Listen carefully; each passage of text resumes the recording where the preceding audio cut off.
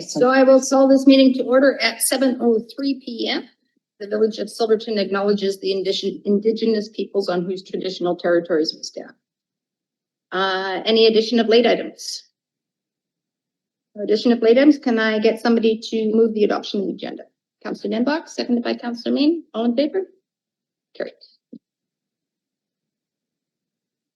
We have 2 sets of minutes from the open council meeting of February 11th and a committee of the whole for February 23rd. Can I get somebody to move those minutes? Councillor Martin, seconded by Councillor May. All in favor? Okay. Tonight we have a delegation from Theo Harvey from Home Save Program, the City of Nelson, and I will turn it over to you. Welcome. Very much for having me. Appreciate that very much. I'll just do the quick screen share to bring up the presentation.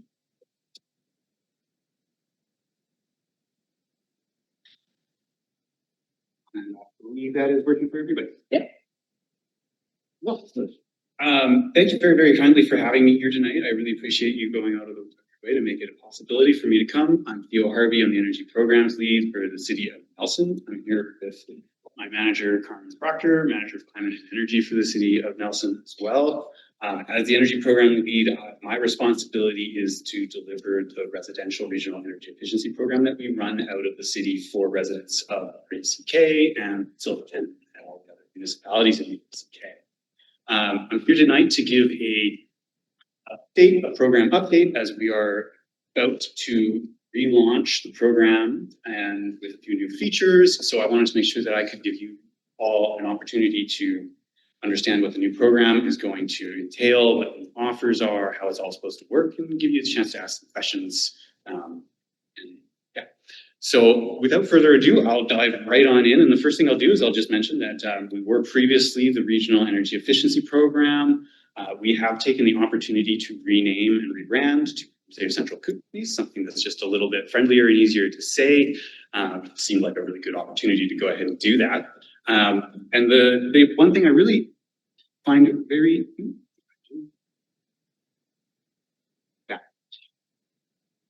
one thing I really want to make sure that I stress is that Home Save, our program, is a program for everybody in the RDCK, and it's a program for people in Silverton as well as people in Nelson. We don't restrict anybody's eligibility to register for a program and get advice and get access to our core services. There's nothing based on your geography, your age, your demographics, your income, none of that. If you would like to register for our program and get advice and access our core services, you are 100% eligible no matter who you are, if you are within the RDCK. So I do like to make sure that people understand that and are aware that the program is available. It's free, anybody can register. But let's talk a little bit about what the program offers. So first thing I'm going to do is I'm going to talk about the core services the program offers, and then I'm going to talk about the new features that we have. So I like to think of our program as an energy retrofit support service, and I sometimes describe it as a matchmaking service. What we do as an energy retrofit support service is we help people go from start to finish with their retrofit projects. Everybody's in a different situation with a different retrofit project, so their processes are all going to be unique, slightly different. Their homes are different, but their goals are different. But we know that it's complicated and there's a lot of different things that they need to understand, and we're experts in guiding people through the process from start to finish. And we're very, very good at aligning people and their goals with the available rebate programs and all the incentives that are out there, right? So we're really good at taking a person's project and understanding what they're trying to achieve and say, we can help you get this, this, and this, or these are the things that you can try and get in order to bring your costs down. And then we help them build their plan. So this is the core of what it is that we do. We help people navigate these rebate programs, make their plans, understand the energy efficiency of their home and what their options are.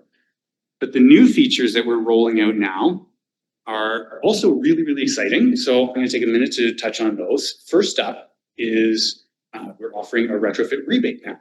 So this is the first time that we're able to offer this directly from our program to our program participants. It's very kind of exciting for us. In the rebate world, there tend to be two main types of rebates for retrofits. There's the single measure rebate, which is what you're probably most familiar with. That would be something like, I'm going to get a heat pump, and there's a list of heat pumps that I can get and submit my rebates and get my receipt and get my rebate for said heat pump. The other kind of rebate that's typically out there is a bonus rebate. These are usually additional rebates that are added on top of the other rebate that people go for. So usually in bonus rebate land, the idea is that you're going to do a few different retrofits, and that doing multiple retrofits qualifies you for the bonus territory. Our rebate is performance-based. So what we're doing with our rebate is we're going to be looking at your household energy efficiency before your retrofit and after your retrofit, and we'll take the difference. And if you're able to achieve a 20% reduction in your energy intensity, then we can rebate you $2,500. And if you're able to go deeper and you're interested in going deeper into a deep energy retrofit territory, which is a 50% or greater reduction, then we can rebate you up to $5,000. We do have a minimum reduction threshold of 20%, and we are using inner guide evaluations in order to measure that. These are the gold standards for measuring performance. So one thing that is really cool about this is that it's a bonus rebate, that it can be layered on top of every other rebate that's out there. So our program, our core service in terms of helping people through the process, identifying all of the rebates that they could be eligible for, we like to guide them through that process so they get those things first, and then we layer ours on top as an additional bonus that provides additional savings and rebates for them.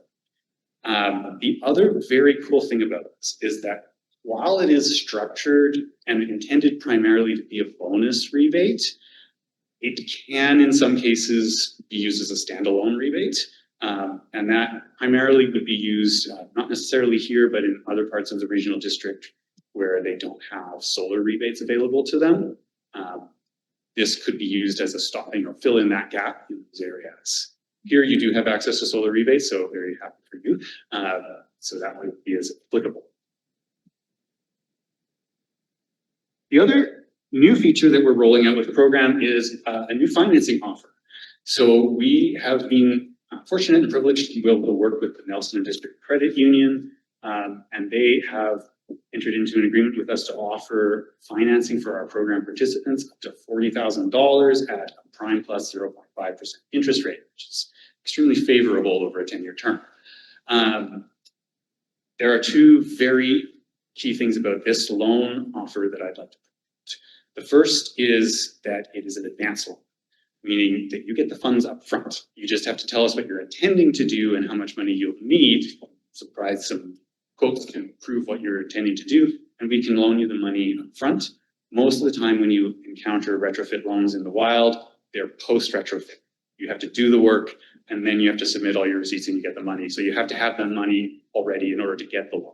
This removes a barrier up front for people.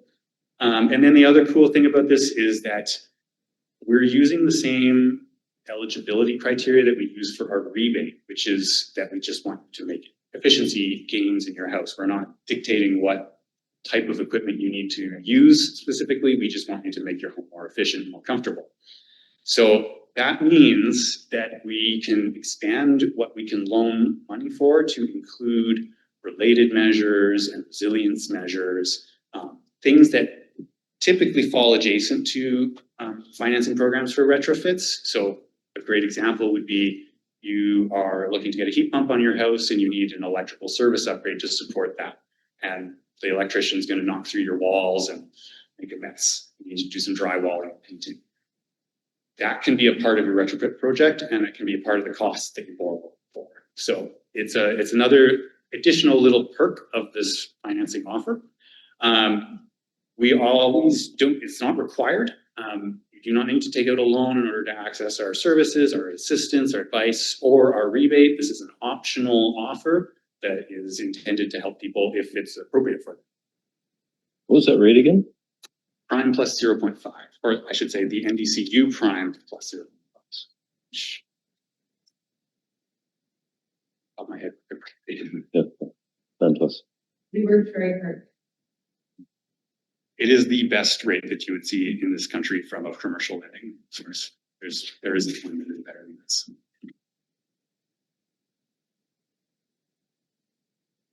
Right. So how does the whole thing work together? So I've kind of touched on this already by explaining the core services and how our rebate layers on top. But basically, we have an online intake and registration form. We ask people to go to our website, fill out a form, tell us a little bit about their house and their goals. We like to go through an onboarding process where we have a conversation with them, again, going over their house, their home, their goals, and their situation, so that we can build a portrait of what they're trying to do and what they may be able to access. And after that, we're able to give them the information they need to be able to create a plan, go off and start doing retrofits. They complete their retrofits, they go ahead and start going through the standard rebate process with the other rebate providers. They get the first set of rebates, and then they get another rebate for the say layer on top at the very, very end. The whole point of this is that we want people to be able to go through the whole process with confidence, knowing that they're going to get the most money back that they possibly can.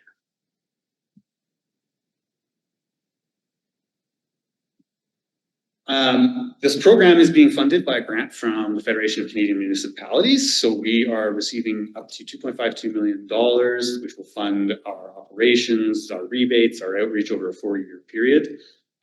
They are also giving us access to just shy of $1 million in the form of a loan loss reserve. This is essentially an insurance plan for our lenders. So we use the loan loss reserve to reimburse our program partner lenders in the unfortunate event if somebody were to default on their loan and it would be unrecoverable. So this is the carrot that we offer to our lenders to be able to offer a better than market rates.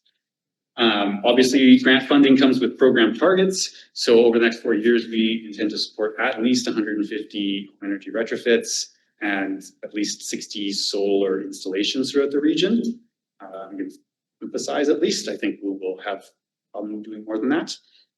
Should we achieve 150 retrofits and 60 solar installations, we can expect to see an energy reduction in our area of 4,800 gigajoules per year, again, at least, and commensurate GHG reduction of about 136 tons of CO2 equivalent per year. So not bad numbers in terms of what we're achieving for reductions in energy usage and greenhouse gases. FCM is one part of the agreement landscape that we have in order to fund and get the program operational. We also have a financing agreement that we have set up with the Nelson District Credit Union, again, to support those below market rate loans for our program participants. We are also working with Fortis BC in order to provide some complementary funding for buying down some of the cost of the interguide evaluations in Fortis territory. And then the other two agreements that we have that are quite important is one with NRCan, Natural Resources Canada, and then Clear Result Canada. So Natural Resources Canada obviously owns the interguide rating system framework, so we have to agree with them to use it. And Clear Result Canada is a service organization registered with NRCan. So they are the ones that deliver the interguide evaluations for our program participants. All of this is kind of necessary to create the landscape for everybody to be able to go through the program successfully. Now, as I said up front, we're in the process of launching the program, basically. So we're in the process right now of reaching out to all of our partners and colleagues and our friends out here in the RDCK to let everybody know what is going on and what we're rolling out in the near future. We do have a few more things that we need to do as we prepare for launch, but we're quickly moving through, getting our web content online, producing materials to share, marketing content, and all of the materials that we need to communication stuff. We'll be distributing those in the near future. We had actually some grand intentions of being able to come to this meeting with a sack postcards that we could give you and you'd be able to have for your residents. Unfortunately, the timelines didn't quite line up. So I'm going to ask that if you guys are willing, we'd love to mail you some postcards once they're done so that you can have something in hand. But we'll be, distributing a bunch of program materials in the near future. And then we'll be very quickly doing some public outreach very soon and launching within Q1 of 2026, which is ending at the end of this month. So it's happening very, very fast. And with that, I will give you the opportunity to ask questions. Okay, any questions, Councilor? Councilor? So is this any buildings like trailers, double wides, modular houses? It doesn't really matter as long as it's used to live in? That's correct. As long as you're living in it, it's permanent residence, you're there, it's, trailers, I will specifically say that trailers are eligible. Oftentimes people are confused by some of the language that they'll see on rebate pages when it comes to trailers and they think they're not eligible. They actually usually are. Yeah. So yes, they're definitely. The one thing is, multi-unit residential buildings aren't eligible for our program. So that would be like large condo developments. Those ones have different propensity. Okay. Councilman? Yeah, thank you. Through the chair, I noticed you're partnering with Fortis. We're not in a Fortis area, so I'm wondering what the relationship is or is not with BC Hydro, and are BC Hydro customers eligible for the same programming? Absolutely, yes. So our program, BC Hydro customers are totally eligible for our program. However, the Fortis complementary funding cannot be used for BC Hydro ratepayers. That's, a regulation that's set down by BCUC. They just can't do that. So we are working to try and secure something similar from the BC Hydro, something similar to what we have with Fortis from BC Hydro. That's something that we're still working on. At this stage, I can't. Okay, But thank you we're for that. very well aware of the need for it. Yeah, thank you for that clarification. Any other questions from council? Councilor Denver? I'm just curious about the mechanics of these advanced loans. How do you ensure that the job is actually done to standard and all of that? Yeah, good question. Actually, that's a really good operational question. So with our financing stream, what we want people to do is we pre-approve your project. So you're going to provide essentially quotes from your contractors for what project you're going to move forward with. We have the Energuide evaluation, which is required both at the start of your project. So the Energuide evaluation is your quality confirmation, right? What we're doing is we're measuring your household's energy efficiency with it. The evaluator is going to look at the work, and then we'll know that everything that they set out to install at that point was installed. The other thing that they'll do is they'll have to submit their receipts to us, again, so that we can see that they've spent the money on retrofits that are eligible and what they told us that they would spend the money. Yep. So you just pay the bill when it comes. Yeah, and with the advanced loan, like you're gonna have the money before you obviously pay the contractor and the work is getting done. So there's a lot of trust in that. I mean, that is an agreement between the resident and the lender, and they would have their own sort of measures. So if someone just got money and didn't do the work, they're still responsible for paying. They're not gonna, they can't access a rebate or any of that if they haven't done the work, because they have to do that. But I mean, yeah, essentially there's a bit of that risk there. However, they still have to pay the money. Sure. Okay, thanks. Any further questions from council members? Do you have any questions? Nope. Thanks for their presentation. It's something I might be looking into personally myself. Great. Oh, Councilor Denver. Commercial buildings apply as well? Not for our program, no. But there are other programs for commercial buildings out there. And what about residential commercial? As in mixed use? That's a really good question. I don't know. I haven't really encountered that. Everyone can sign up, but certain housing types would be eligible for like the Energuide. And if you can have an Energuide, then there's a chance that you can have access to the bonus rebate. But everyone can sign up just to sort of like ask those questions. So it would be, because the sign up is for free, and then you get to talk to the team and be like, this is the configuration, this is the archetype. And then they can kind of do some, checking and get back to you like what your actual options would be. Okay, good, thanks. There's absolutely no commitment to go through, and if you register with us, it's not like you're committing to renovate your entire house. You can just register and we can have a conversation, then you decide not to proceed. That's totally reasonable too. Sounds good. Okay. Any further questions from council? Well, I want to thank you very much for your presentation, and I look forward to seeing those pamphlets when you mail them out to us. We will actually take some. Thank you. And you're more than welcome to stay, but we understand if you want to drive back. Hopefully you get there before the weather changes the way they think it is. Yeah, I gotta go into Nelson first thing tomorrow, so. Crossing the fingers. Thank you very much. Thank you. Take care, thanks a lot.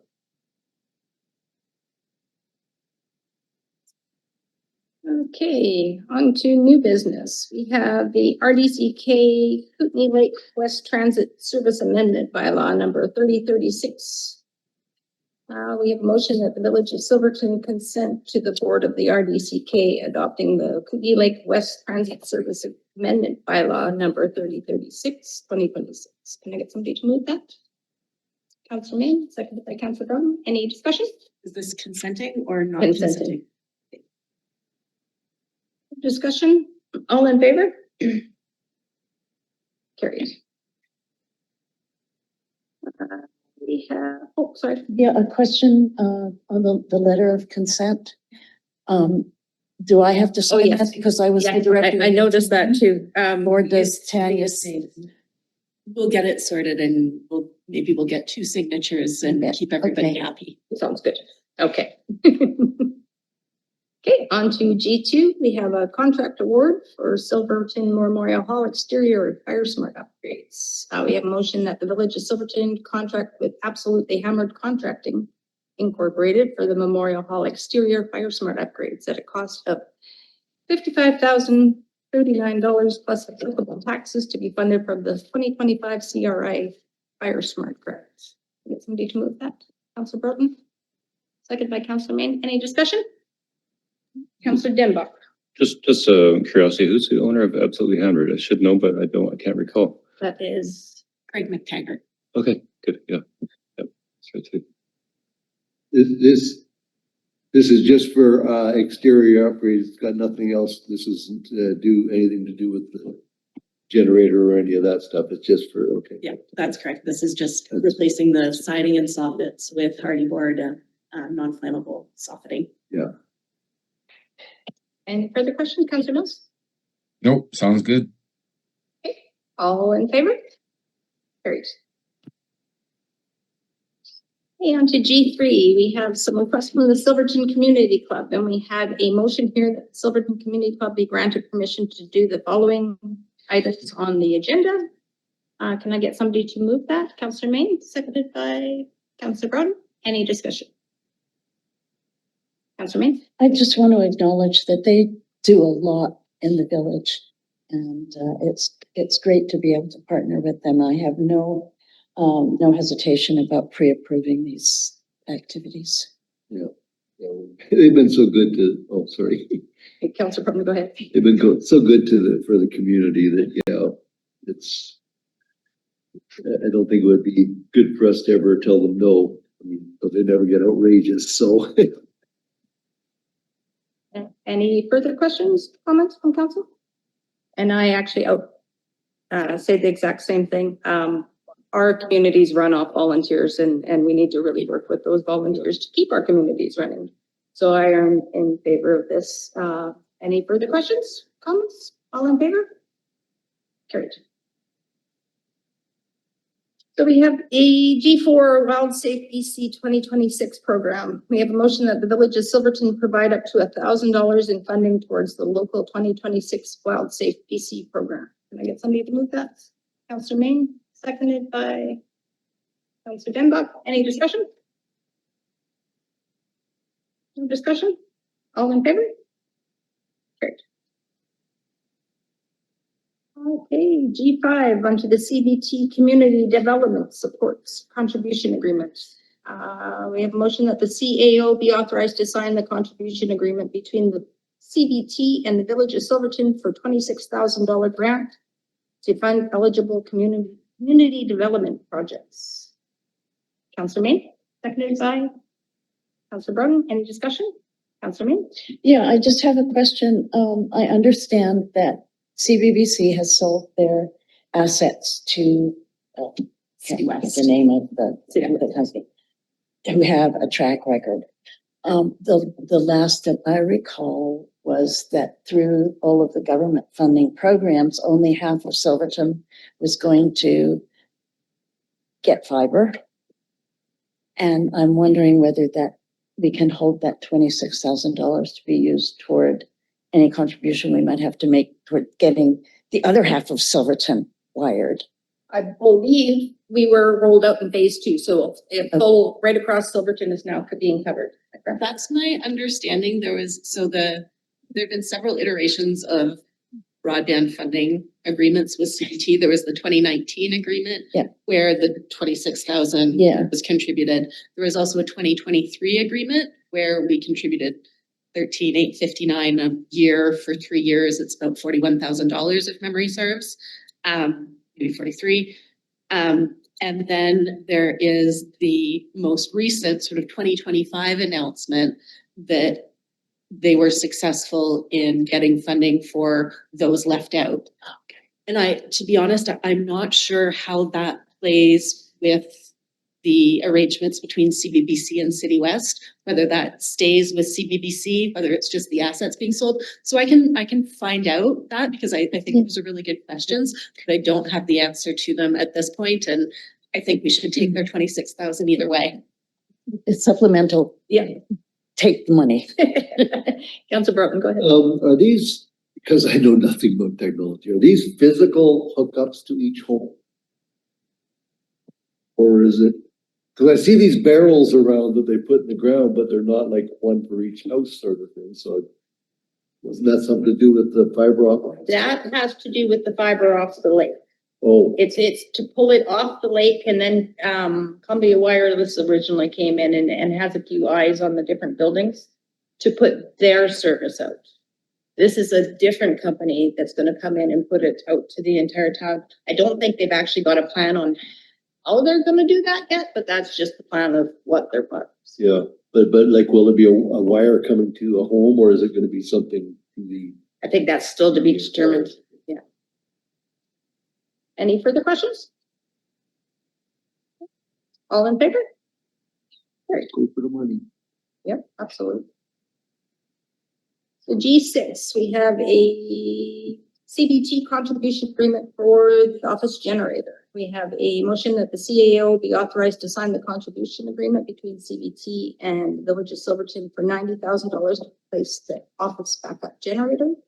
And further, that the CAO be authorized to contract with one-time electrical for the replacement of the office backup generator at a cost not to exceed $90,000. Somebody can move that. Councilor Main, seconded by Councilor Broughton. Any discussion? Discussion? All in favor? Carried. Yeah, yes.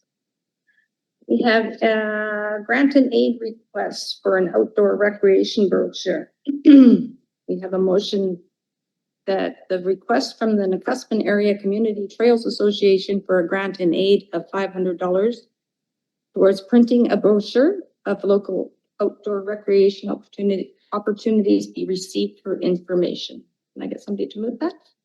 Councilor Broughton, seconded by Councilor May. Any discussion? Councilor Broughton? Is this brochure that, like, just for the trails and stuff that they've made, or is it going to advertise, I don't know, like other businesses, other tours or things like this? I think it's just geared towards outdoor, non-motorized trails that they have. And just for council's clarification, this is just being received as information. This is not being a grant and aid. So if somebody has a motion that they would like to amend, that we give them the $500 grant and aid, we need that motion. But right now, this is just to receive the information, just so everybody's clear on it. Any further comments, questions? Councilor Main?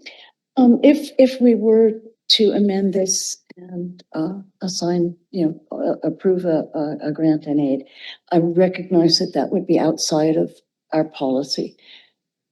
Our existing policy is pretty restrictive in the sense that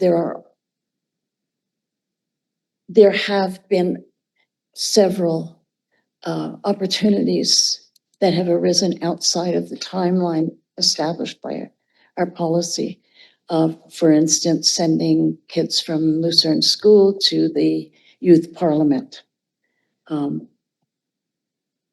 I think at some point we need to review that policy so that we're not hamstrung by having to make a separate resolution each time to divert from that policy.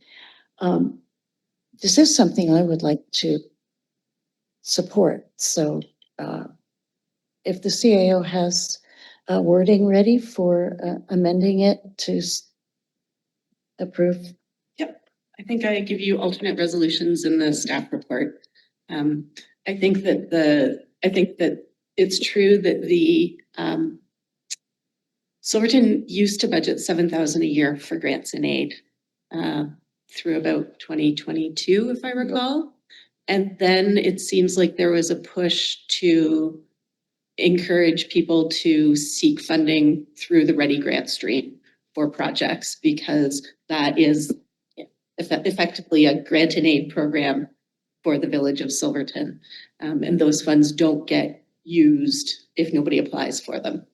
So last year, council did not issue any grants and aid. The only requests that we received were received from local groups, but after the deadline.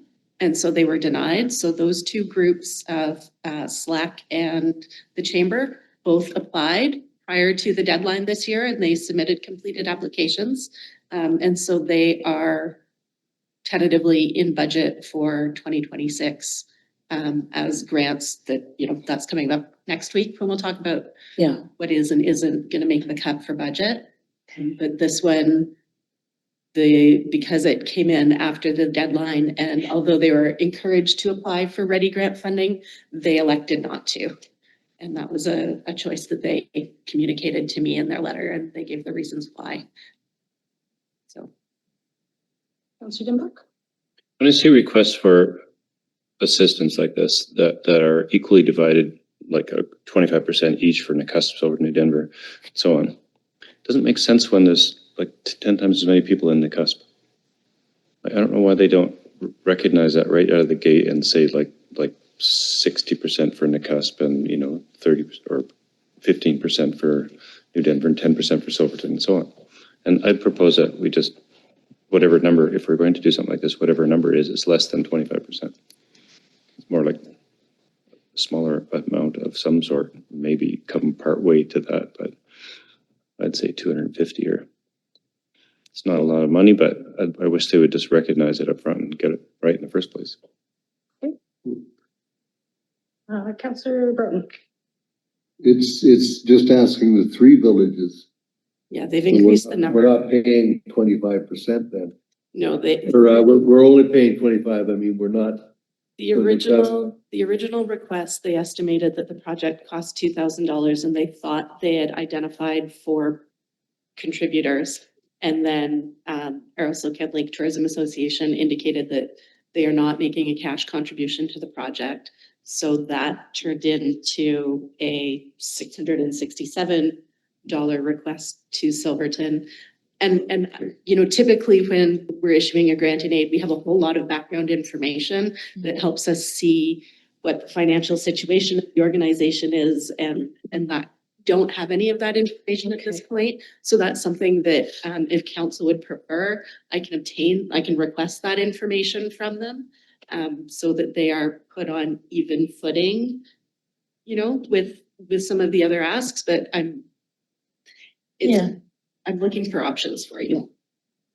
Just, I want one more quick comment and then I'll let everybody go for second comments. I'm actually not in support of giving a grant and aid to this group. Not that I'm against what they are doing. It's just for the simple fact that Area H isn't a contributor and a lot of these trails are actually in Area H. We don't have any trails that go off of Silverton, so this doesn't really impact or promote Silverton as much as it does the Nakusp area trails.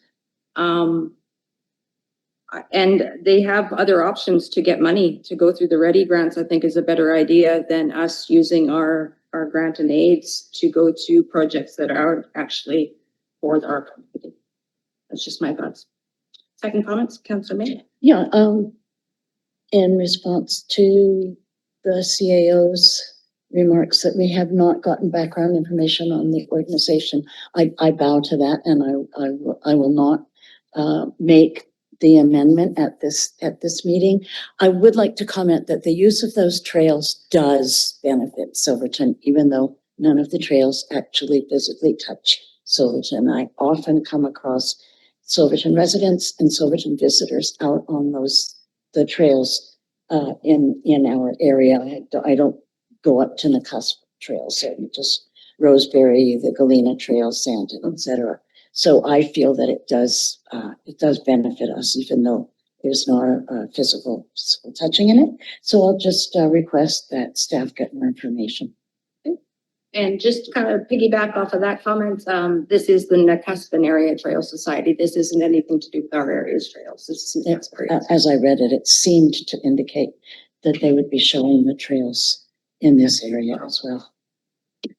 Any further comments, questions? That's Brett. I just, I agree that we should probably get a little more information, but yeah, that's something we should clarify if it is our local area too, because I do kind of agree, we don't, I don't think we're using it, people coming here, I don't think we're using it anywhere near what the cusp area is. And it draws, I know the trails up there draw a lot of people into their campground and whatnot. They've had a few cycling tours, I think, doing that at the lodge and whatnot, so it benefits them the most, but might look at it a little different if it is including all these local trails. Because we shouldn't be granting money to any one, how would I put that? It needs to be more inclusive. We've got to make sure it's inclusive, kind of. Okay, any further comments, questions? Yeah, I'll comment. Go ahead, Brian. Yeah, my comment is in agreeing with what you'd said, choosing the option of going with the ready grants. Isn't there already trail apps out there that include the local trails? That's what I'm thinking. And thirdly, I think we should tighten our purse strings. Thanks for the information, Brian. And yeah, I echo a lot of things you just said. No other questions, comments? Can I all in favor? Okay, what are we in favor here? We're taking this for receipt for information. Okay, All in favor? Great. So we have some correspondence for information. Would anybody like to pull any correspondence? Councilor Brown. the request for council support for the hydroelectric, Sandon hydroelectric. Councilor Brown, are you declaring a conflict of interest with regard to this? An interesting question. Because I work there, correct? Yeah.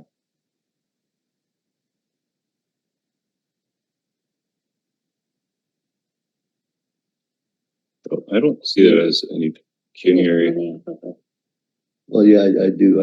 I get paid for it. So I can.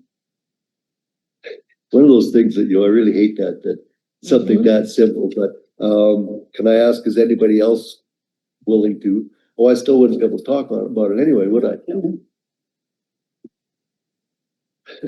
I guess I don't have a choice. Much as I hate the whole thing, but yeah, I would. That's how it's gonna be considered, then that's what I have to do. Sorry, John. That's the name of the game here, Yeah. sadly. Councilman. I would move that we pull the request for council support on the historic Sandon hydroelectric station. Any other things to pull before I ask Councilor Broughton to leave the meeting for a minute? Nothing else to pull? Okay. Sorry, Dawn. No, I get the rule, it just seems. I get it. Anyway. We'll let you know when you can come back. You can just take a seat. Yeah. You don't just- actually You don't have to leave. You just can't talk on it. Oh. You can listen. You can listen. It's either you watch it here or you can watch it online. Okay, so I'll just sit back and quiet. Okay, sounds good. Councilor Mean, go ahead. Yes, I am absolutely in favor of supporting this, request. If they wish to, do a presentation at the next meeting, I would be happy to see that, and I absolutely would like to see us write a letter of support to our MLA. I'll second that. I have a quick comment on that. I would be okay with sending a letter of support as long as it's not business specific. It is actually against community charter, I believe, to have a business specific because it's showing that we're showing preference for that. But if it's for, I don't know how to word it, maybe see what the RDCK has wrote or the Village in the Cusp, because I know they've also had similar comments and suspicions on In this. support of local In power generation. Yeah, in support, not specific of business, but just the, Good point. Yeah. Thank you. And it's not just power generation, it's also historical, educational, cultural. but then we're getting back into the specific site again, and we need to stay away from specific site. We need to, if we can keep it an overarching idea of, yeah, we support lowering of the rates for the smaller hydro places, I would be in support of writing a letter. But we need to keep that business specific out of there. Yeah. Sorry, I don't look at you. Any further comments? So is this just at this point a motion for a letter of support? Yes, in support of local power generation. Thank you. Okay, and we need a motion for this, or? I just, If you provide a motion, then the letter gets written. Councilor Dimmock? I just wonder if we can do any better than that, just in support of local power generation. It seems like we're not really trying hard enough to, I don't know, can we embellish that in some way? I will make sure that there is more than one line in the letter. And if our CAO reaches out to NACUSP or the RDCK, they're also writing similar letters, so maybe we can all collaborate and get one letter. Okay, great, yeah. Okay, all in favor? Carried. You can come back to the meeting now. You can come back now, Don. Good to go. That's it. Okay, on to council reports. I will start. I have a few things I'd like to highlight from my report. It's a lengthy report, but I think I covered pretty much everything. Some of the things I wanted to highlight was the Joint Resource Committee. I wanted to point out that the board did move a motion for the service feasibility study to be done for all the waste services. So that's the east, west, and central, and to find out the legislative and financial implications of amalgamating all three services together. This is something that I will be watching, because if it does happen and we do amalgamate, our costs for joint resource will increase substantially. So that's something that's going to come back to the board table, and I'll be watching that one closely. Onto the organizational assessment. That was actually very interesting. If council has a chance, I suggest that you go and watch the video and read the report, because there's actually a lot of information in there. There was some things I would like to highlight, because it actually reminds me a lot of what Silverton, and I would suspect a lot of other areas go through as well, in regards to board governance dynamics. I'll just read straight from the thing here. The board frequently becomes involved in operational details, particularly where directors feel personally knowledgeable. This leads to lengthy discussions, repeated deferrals, and requests for additional reporting. The cumulative effect is significant administrative workload without proportional improvement in decision quality, which means things keep coming back to the board over and over and over again, and they don't ever come up with new ideas. It's just a waste of time for staff, and it's a waste of time for the board members. So they're trying to figure out a way to make that a little more even across the board. Like I said, the organizational assessment was very interesting. what the board does with that information will come back to us at the March meeting. And I'm actually curious to see what staff recommends. There's a bit of a work plan there for phase 2. So we can pick and choose what we want to move forward to. So I really hope they do move forward with that one. Local government develop approvals program.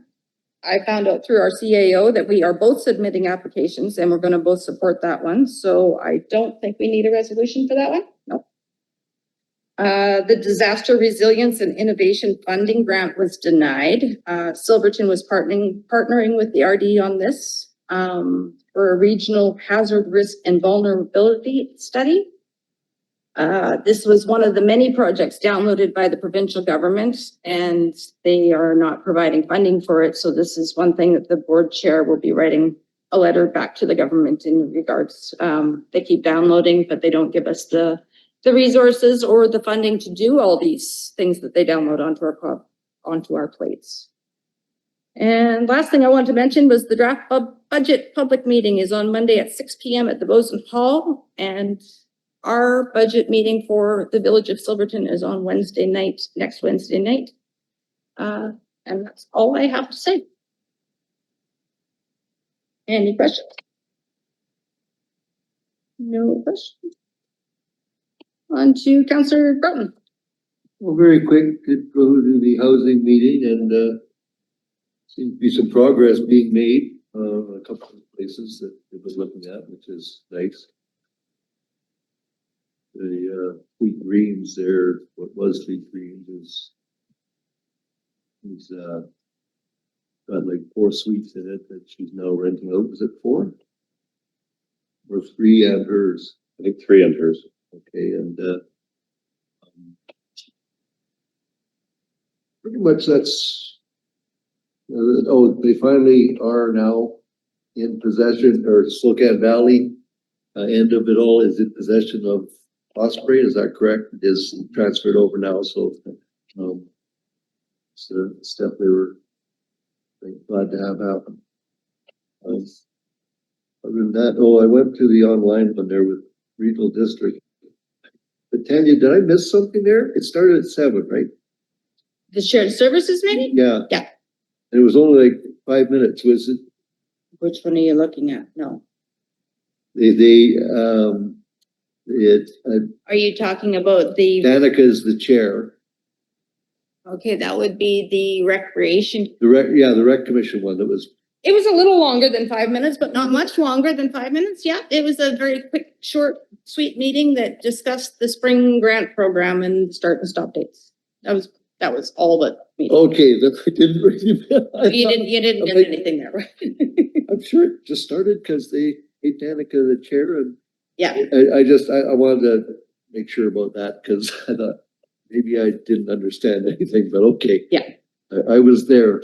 and just to let you know, there was a little bit of a mix up on the regional parks. You are the alternates. For some reason, the board appointments never did actually make it to the board. So that'll happen. And then at the next meeting, we'll actually get a quorum to get everybody in total. Okay. Sorry, I didn't mean to cut you off. Go ahead. No, that's about it, I believe. Okay. I hope so, because I don't remember anything else. Okay, great. Thank you. Councillor Dimmock. Nothing to report. Thank you. Councillor May.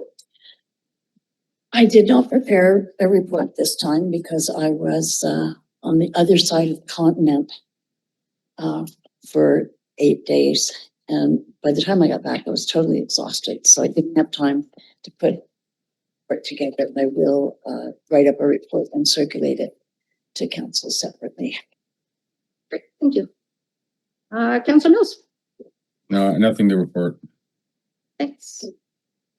So on to item J, administration report for the emergency operations center capacity project proposal. That's just for council's information. The grant application has been submitted. Staff was actually at some training sessions today. We're having really nice support and cooperation from the RDCK and City of Nelson. And they are inviting us to attend courses, sometimes at no cost, which is fantastic. And I think that's gonna really put Silverton in a more prepared position for facing whatever emergencies we process. So hopefully we'll be successful in securing those grant funds. But I think that there are definitely some elements in the proposal that we're going to be able to tackle regardless of whether we receive the grant.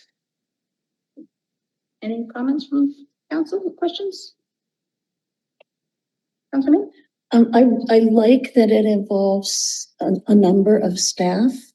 My only concern is, are we going to be able to keep getting the grants that pay those staff to remain with us? So I'd hate to lose their expertise. Absolutely. So that is a risk that we're running, particularly with our temporary staff, but we are getting basic training. I think there are 3 separate courses that all permanent staff are going to be taking as well. And so those are hopefully at no cost. But that is something that I think if we want to have that as a standard level of preparedness for all of our permanent staff going forward. And I think that that's achievable. Great, thank you. Any further comments, questions? I just had a couple comments. The training here is absolutely amazing training that is offered to our staff. I've taken it through BC Forestry for the forest fires issues, and I think you guys will learn a lot from it. And I think it'll help you in a lot of ways. Okay, on to Area H, North Community Wildfire Resiliency Plan. This is for information. This is also for information. So we used to have community wildfire protection plans. Now we have community wildfire resiliency plans. This is funded by our CRI grant, the Fire Smart grant. It is a joint initiative that was managed by the regional district. They're handling it on behalf of Silverton, Slocan, New Denver, and the defined portion of Area H, Enterprise Creek. And so there is now a new and updated plan. I think that there's some uncertainty around what direction the province is going with the future of Fire Smart funding. So I can't say with confidence what we're going to do with the information that we've been given, but I think that we are lucky that we got in before the funding changed, and we are now getting our documentation updated.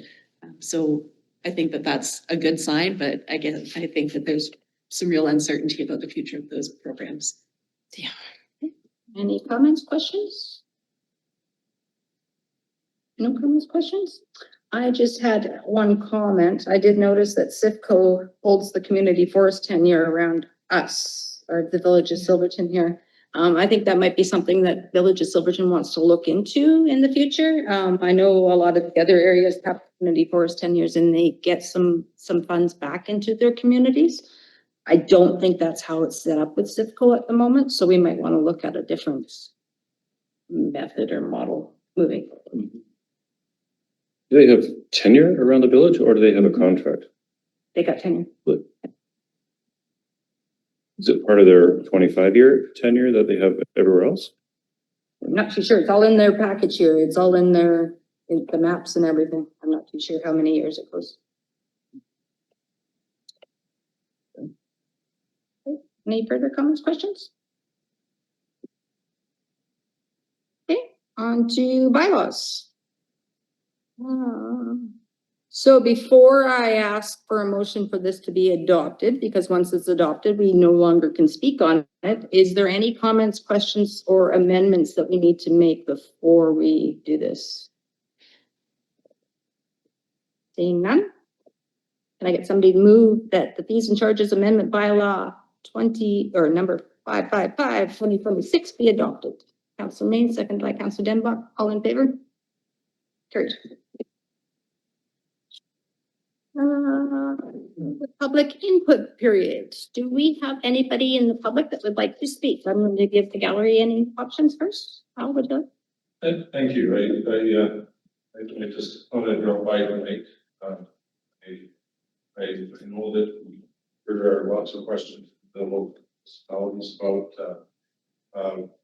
utility issues, electricity supply, security. And I just wanted to volunteer my help to provide information. A lot of people don't understand what is the jurisdiction of BC Utilities Commission versus the utility. And then, of course, utilities are, they're involved with multiple parties as we are here. So in this case, it's power coming from Salmon, but it's sold by BC Hydro.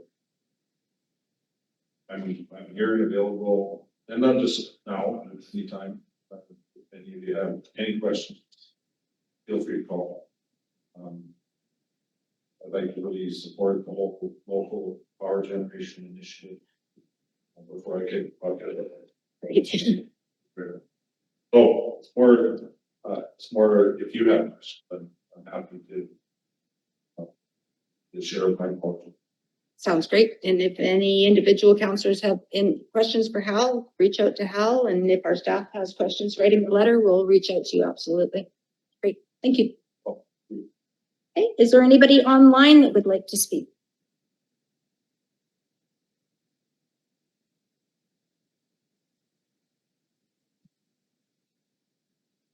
Thanks, Cody. Okay, seeing nobody online. Can I get a motion to exclude the public for our closed meeting? Councilor Main, seconded by Councilor Barton. Great, thanks, Hal. Take care.